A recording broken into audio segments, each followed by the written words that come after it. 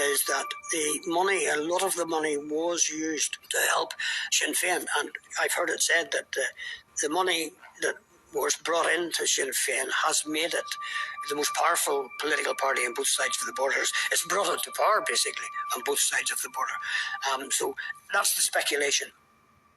We can speculate what happened to the money. Did the money go in to help Sinn Féin build the very powerful and impressive machine that it has on both sides of the border? But would the government, would the British government really mind? Because I think the government is quite happy to have Sinn Féin in power, be it in Stormont or be it in Leinster House, because that sure beats the days when the Republican movement was blowing up British soldiers, blowing up police officers, bombing the British mainland. When you put it like that, £26.5 million in exchange for an end to paramilitary violence is perhaps a small price to pay. That is, if you accept that it did end. A cheeky, full of life boy. A cheeky boy, full of life. 2007, 3 years after the robbery, Breach Quinn's 21-year-old son Paul clashes with local IRA members in South Armagh.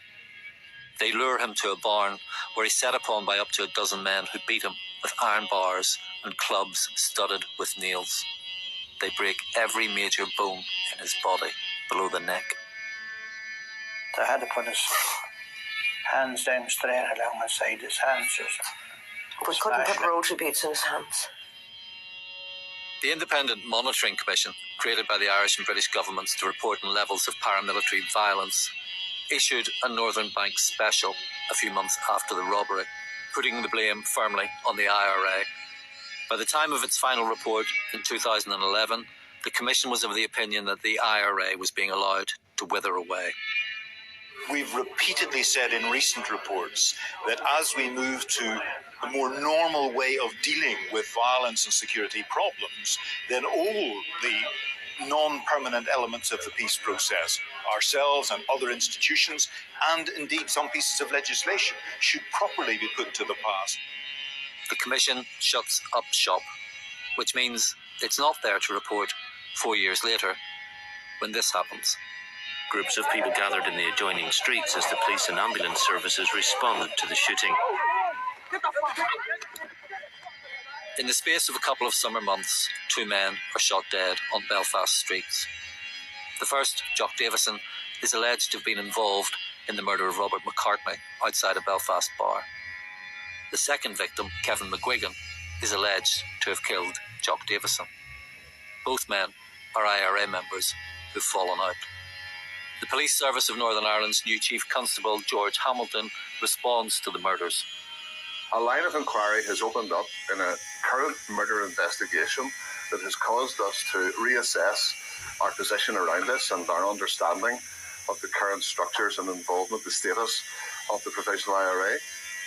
Police arrest a number of suspects after Kevin McGuigan's murder, including Bobby Story, the man many believe was the architect of the Northern Bank job.